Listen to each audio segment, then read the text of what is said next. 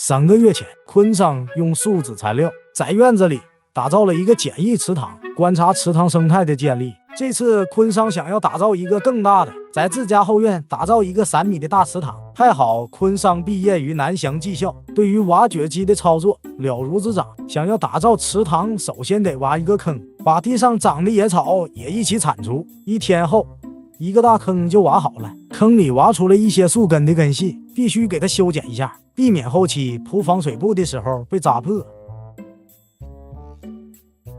量了一下尺寸，长度大概有7米左右，深度为1米，宽度为3米左右。接着昆桑把在网上买来的池塘防水布铺在这个大坑上面，这块布长10米，厚度却只有0.3毫米。昆桑担心这布会漏水，又多买了一块，单纯的加上水是无法形成生态的，所以这里面还得加上形成生态必须的东西，那就是泥巴。把周围的泥巴铺在池塘底部，接着挖一些泥巴覆盖在防水布的边缘，折腾了一下午，泥巴铺完了。可是后面的坡度太陡，让泥巴无法固定在防水布上，那也只好将就一下了。打造池塘的最后一步就是加水了。加水是一个缓慢的过程，等一切都准备好以后，昆桑累得够呛。还好他有喵姐妙手回春，几个月用下来，喵姐已经成了他的专属按摩师。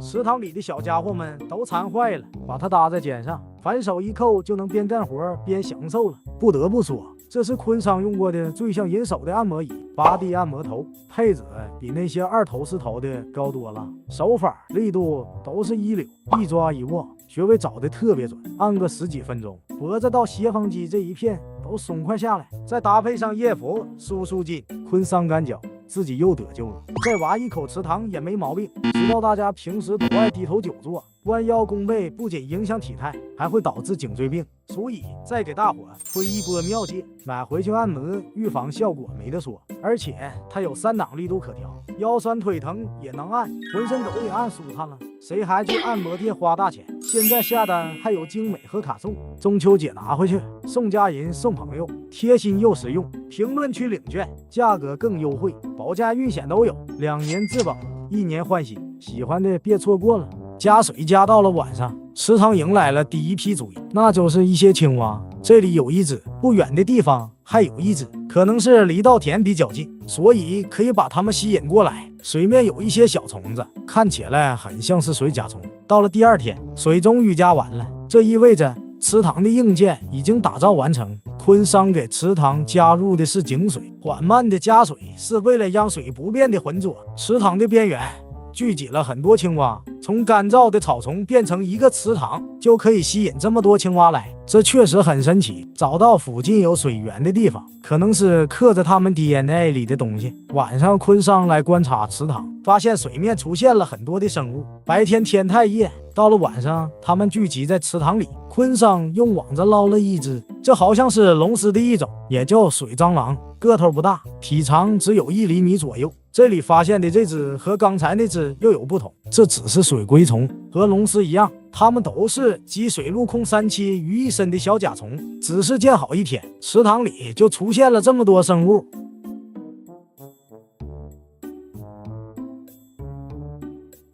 3天后，昆桑晚上来观察池塘，发现了很多新的水甲虫。这里有一只白色的虫子，它在水面上转着圈游来游去，非常奇怪。到了白天，一种新的生物到达了池塘，那就是水黾。它们的脚毛有防水的作用，可以依靠水面的张力停留在水面上。岸边出现了一只胡蜂，有了这种湿润的泥巴，胡蜂可以搭建自己的蜂巢。一些蜻蜓在池塘上空飞过，透过水面可以看到水下出现了很多花春，这可能是池塘里最常见的生物。经过了20天的发展，池塘生态怎么样了呢？池塘边长出了大量的野草，越来越有池塘的感觉。植被的覆盖，在雨水的冲刷下，泥土就不会轻易的造成流失的现象。随着池塘生态的建立，水里也没有之前那么浑浊了。3、4天后，池塘边的野草长得更多了，看起来这更像一个自然中形成的池塘。水面上有大量的各种昆虫，水黾的数量也大幅增加，随手一捞就可以捞到一只华春。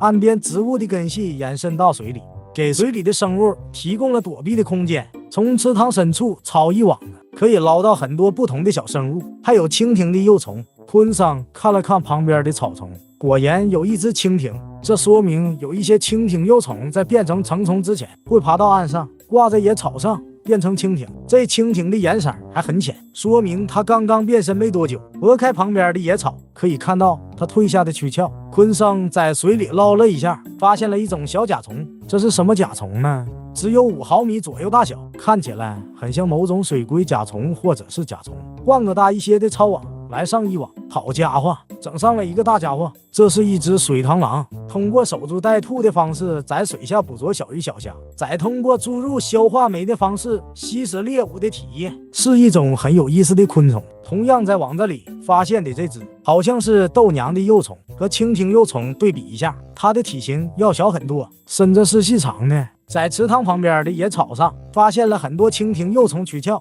看来这小小的池塘对周围的生态环境还是很有帮助的。好了，本期池塘的故事就分享到这里了，我是天哥，我们下期再见。